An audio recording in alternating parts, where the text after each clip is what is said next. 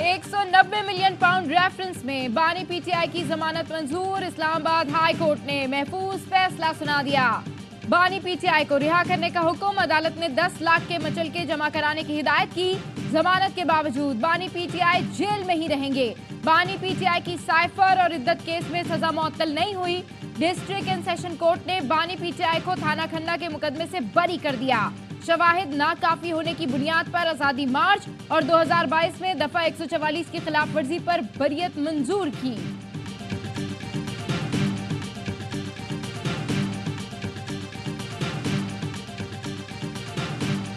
ये जिद्दोजहद कर रहे हैं रूल ऑफ लॉ के लिए, हकीकी आजादी के लिए। बात अगर करना है जनाब स्पीकर तो सिर्फ हमारा अफवाज से। पाँव किसी का पकड़ा हुआ है जनाब स्पीकर, टोनी का पाँव पकड़े हुए हैं।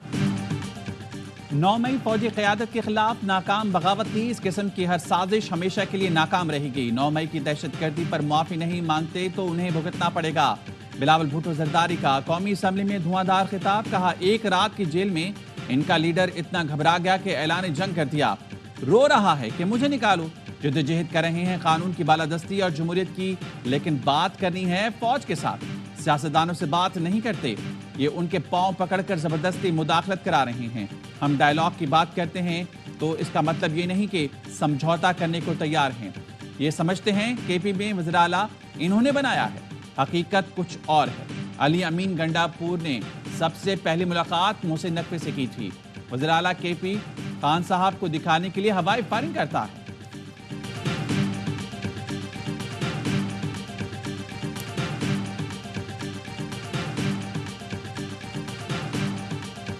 बिलावल जरदारी ने भी इंतहाई गैर पार्लिमानी अल्फाज इस्तेमाल किए हैं। अपोजिशन अरकान को गलत अल्फाज से नवाजा है। जो अल्फाज बिलावल ने इस्तेमाल किए हैं, हम उनकी शदीद मजम्मत करते हैं।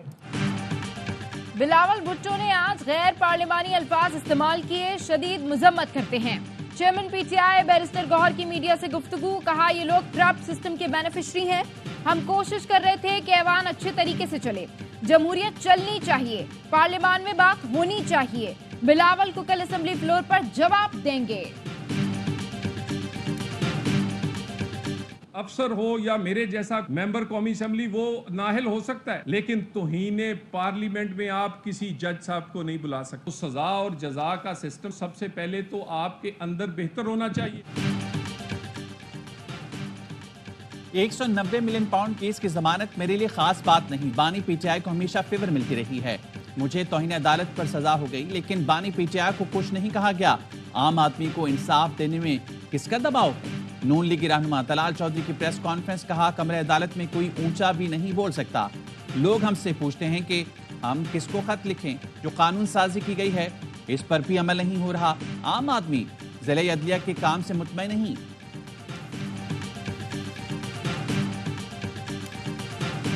अब किसी पे इल्जाम लगाने से काम नहीं चलेगा। अब आपको सबूत तराजू में शवाहिद देने पड़ेंगे। बार बार इंटेलिजेंस इदारों का नाम लिया जा रहा है, तो भाई शवाहिद देना। हमारे इदारों को निशाना बनाना जो चारों तरफ से हो रहा है, उसमें सियासतदान भी है, बंद करें। Enough is enough. बस बहुत हो गया। इदारों को निशाना बनाना बंद करें। अब अगर कोई पगड़ी उछालेगा तो हम उसकी पगड़ी को फुटबॉल बना देंगे। सेनेटर फैसल वाउडा की न्यूज कॉन्फ्रेंस। कहा, बार बार इंटेलिजेंस इदारों का नाम लिया जा रहा है। शवाहिद दें, आपके साथ खड़े होंगे। अगर कोई प्यार करेगा तो प्यार देंगे, बदमाशी करेगा तो डबल बदमाशी करेंगे। अल्लाह के डर से अपने मनसब पर रहते हुए बगैर पगड़ियां उछाले फैसला करें। हमें डर नहीं। अगर फौज नहीं होगी तो पाकिस्तान भी नहीं बचेगा।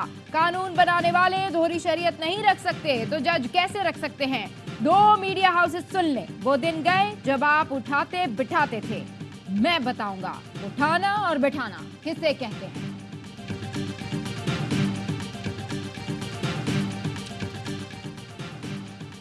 वज़ीर आला केपी अली अमीन गंडापुर की 9 मई के 11 मुकदमात में जमानत कबलज गिरफ्तारी मंसूर। अली अमीन गंडापुर रावलपिंडी के इंसदाद दहशतगर्दी अदालत में पेश हुए। अली अमीन के वकील ने कहा, यह केस सियासी इंतकामी कार्रवाइयों का केस है। अली अमीन गंडापुर एक सूबे का वज़ीर आला है जो अदालत के एहतराम में सामने खड़ा है। थाना सिविल लाइंस में दर्ज मुकदमे में जमानत पर समाअत कल तक मुलतवी। अदालत ने वज़ीर आला KP अली अमीन गंडापुर को कल हाजिर से इस्तिस्ना दे दिया।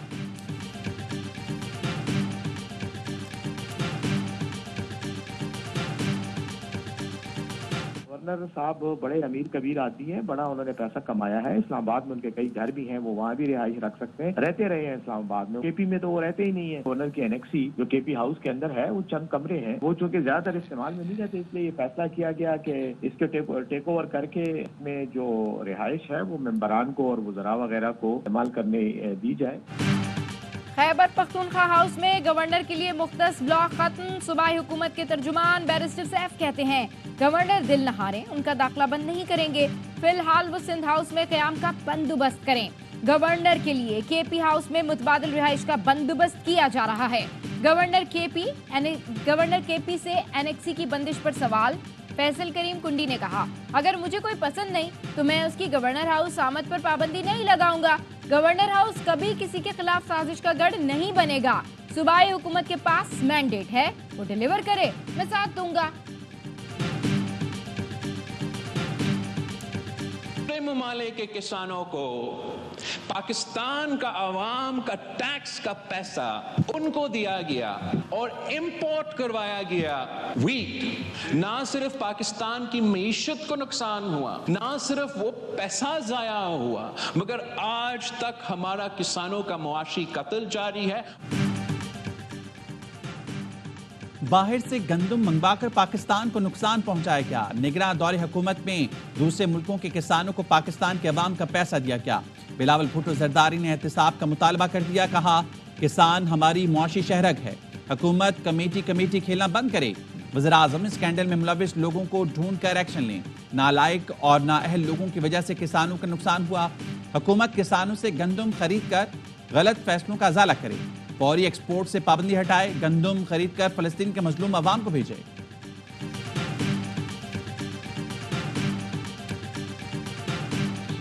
किसान के साथ हम शाना बशाना खड़े और कदम कदम भर उनके साथ हैं। बहुत मजलूम है इस वक्त, खासतौर पर पंजाब का जो किसान है, जिन्होंने ये जुल्म किया है उनका मुहासबा क्यों नहीं किया जा रहा?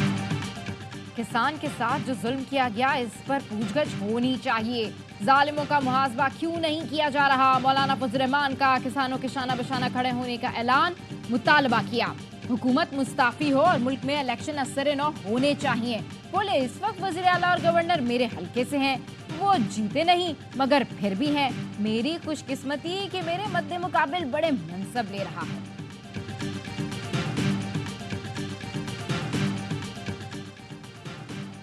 नायब वज़ीर आज़म इसहाक डार और चीनी वज़ीर ख़ारजा की बीजिंग में मुश्तरका प्रेस कॉन्फ्रेंस। चीनी वज़ीर ख़ारजा ने कहा, नायब वज़ीर आज़म का मनसब संभालने के बाद इसहाक डार का दौरा अहम है, पाकिस्तान से ताल्लुकात को खुसूसी अहमियत देते हैं। पाक चीन दोस्ती चट्टान की तरह मजबूत है। इसहाक डार ने कहा, बेहतरीन मेहमान नवाजी पर चीनी क़यादत का शुक्रगुजार हूँ। CPEC समेत तमाम अमूर पर बात हुई। दोस्त की हैसियत से पाकिस्तान चीन की हिमायत जारी रखेगा।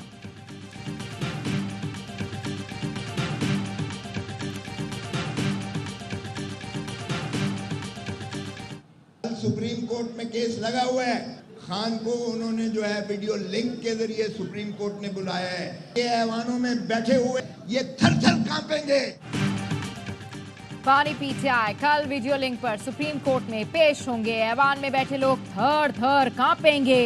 लतीफ खोसा कहते हैं, आज हम IMF से भीख मांग रहे हैं, होश के नाखून लें। पाकिस्तान को बानी PTI ही तरक्की दे सकता है। जैन कुरैशी बोले, अडियाला जेल में बानी PTI और शाह महमूद कुरैशी को ईद की नमाज भी नहीं पढ़ने दी गई। 9 मई को मैं और शाह महमूद अस्पताल में थे, फिर भी मुकदमात का सामना कर रहे हैं। महमूद अचकजई का कहना है, हम सबको बानी PTI की रिहाई के लिए बाहर निकलना होगा। मरियम के साथ बच्चियों जैसा उनके वालिद से भाइयों वाला रवैया रखा। आए मिल बैठकर बात करें।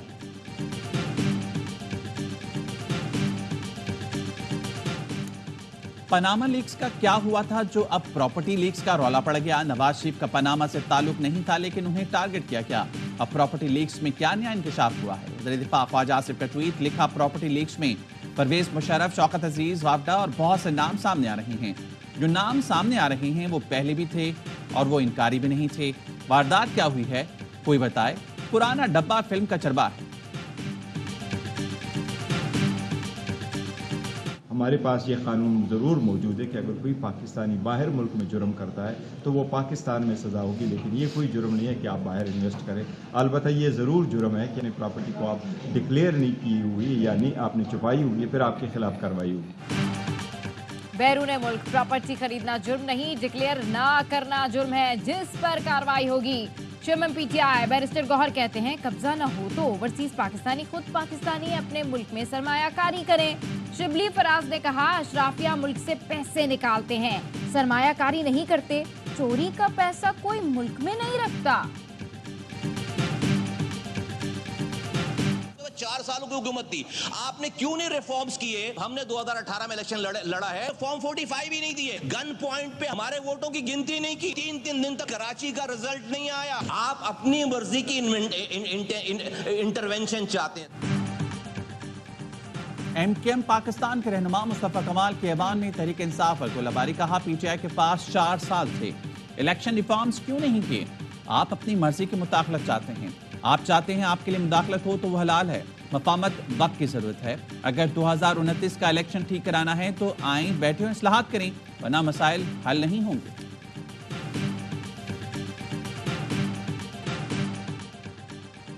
Sir Syed university, Aligarh university और अलीगढ़ इंस्टीट्यूट में मुदाखलत का केस सिंध हाई कोर्ट ने फरीकैन को मुदाखलत से रोक दिया।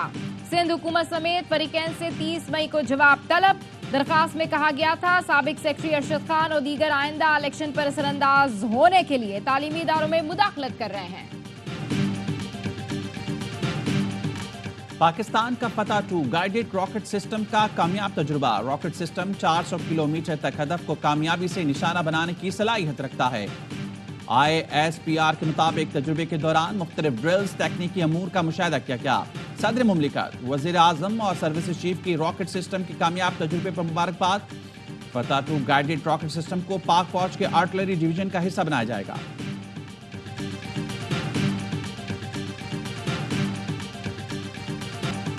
दहशतगर्दों से लड़ते हुए शहीद होने वाले मेजर बाबर खान नियाजी की नमाज जनाजा जोब कैंट में अदा कर दी गई। मेजर बाबर नियाजी ने गुज़िश्ता रोज ऑपरेशन के दौरान जामे शहादत नोश किया। ISPR का कहना है हम सबूताश करने की कोशिशों को नाकाम बनाने के लिए पुराज़म है। सदर आसिफ जरदारी और वज़ीर दाखिला मोहसिन नकवी का शहीद मेजर बाबर नियाजी को खिराज अकीदत, अहले खाना से ताज़ियत। सदर ने शहीद की बहादुरी, वतन के लिए खिदमत और जज्बा हुब्बुल वतनी को सराहा।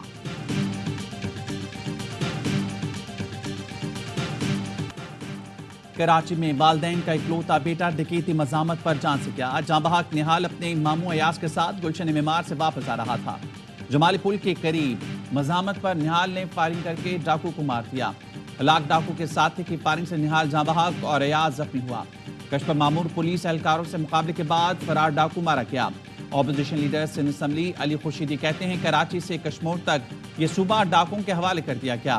पुलिस से अमन ठीक होकर नहीं दे रहा। IG साहब सिर्फ चाय पिला रही हैं। पुलिस खुशामद में लगी है या फिर लूट मार कर रही है?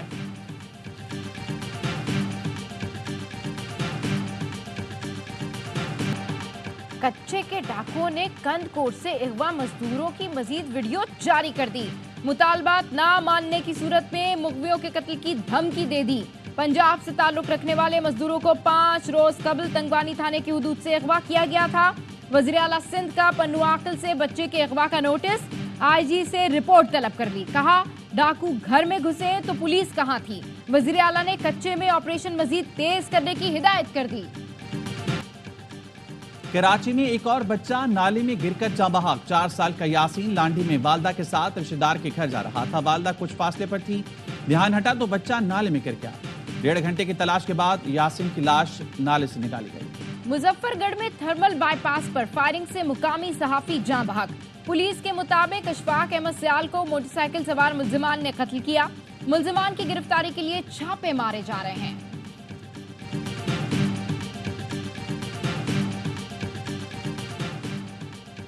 ताजिर दोस्त ऐप ना लेने वाले होशियार हो जाएं। गैर रजिस्टर कारोबार पर 10,000 रुपए जुर्माने का इम्कान।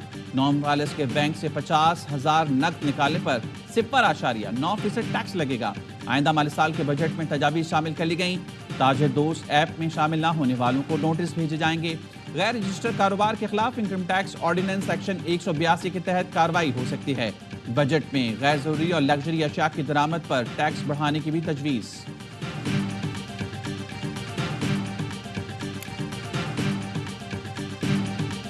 फलस्तीनी आज यौम नगमा मना रहे हैं। 76 साल पहले आज ही के दिन 8 लाख फलस्तीनियों को उनके घरों से बेदखल किया गया। इसराइल के शहर हिफा की फिजाएं फलस्तीन को आजाद करो के नारों से गूंज उठी। यहूदी और ईसाई भी मुजाहरे में शरीक हुए। 15 मई 1948 को डेविड बन गुरियन ने इस्राएली रियासत के क़याम का ऐलान किया था, जो फलस्तीनियों के लिए यौम स्याह है। फलस्तीनी इस दिन को यौम नकबा यानी क़यामत कुबरा करार देते हैं। इसराइली फोर्सेस की रफा में खूनरेजी ऑपरेशन का दायराकार मजीद बढ़ा दिया। टैंक लेकर रेड जोन की जाने पेशकदमी। मुख्तलिफ इलाकों में हमास से झड़पें। हमास ने सोहनी फौज को निशाना बनाने की वीडियो जारी कर दी। जबालिया में काबिज फौज की बमबारी, रिहायशी इमारत तबाह। 6 फलस्तीनी शहीद हो गए। 24 घंटों के दौरान 82 फलस्तीनी शहीद हुए। एक इसराइली फौजी भी मारा गया। बहरीन में अरब वज़ीर ख़ारजा का मुशावरती इजलास। गज़ा में इंसानी हकूक़ की संगीन पामालियों की शदीद मजम्मत।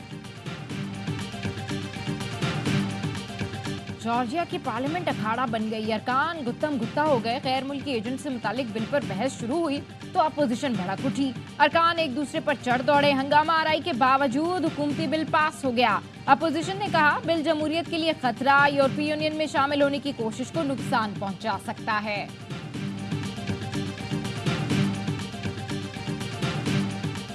आयरलैंड के खिलाफ सीरीज शाहीनों के नाम। पाकिस्तान ने तीसरे T20 में 6 विकेटों से शिकस्त दी थी। शाहीन शाह अफरीदी ने आयरलैंड के बाद इंग्लैंड के खिलाफ सीरीज पर नजरे जमाली। कहते हैं इंग्लिश टीम के खिलाफ सीरीज से कबल अच्छी तैयारी हो गई। इंग्लैंड मुश्किल हरीफ है, कोशिश करेंगे जो गलतियां यहाँ की हैं वो ना दोहराएं। भारत की T20 वर्ल्ड कप में मनमानी। एक सेमीफाइनल भारत के लिए मख्तस। भारत की टीम सेमीफाइनल में पहुंची तो हरियाणा में 27 जून को दूसरा सेमीफाइनल खेलेगी। वक्त भी भारत की मर्जी का। हरियाणा में मैच भारत के प्राइम टाइम 8 बजे खेला जाएगा। फाइनल भी भारत की मर्जी से ही भारतीय वक्त के मुताबिक 7:30 बजे होगा।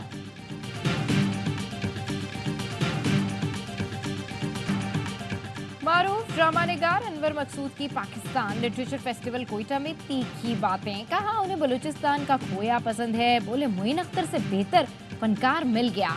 आजकल वो बेकार हैं। अगले हफ्ते से रिकॉर्डिंग शुरू करेंगे। अदनान सिद्दीकी ने पूछा वो फनकार कौन है। अनवर मकसूद ने बेसाख्ता जवाब दिया, शेख रशीद। कोयटा के अदबी मेले में मुल्क भर से शायरों और अदीबों की शिरकत। तलबा की भी भरपूर दिलचस्पी।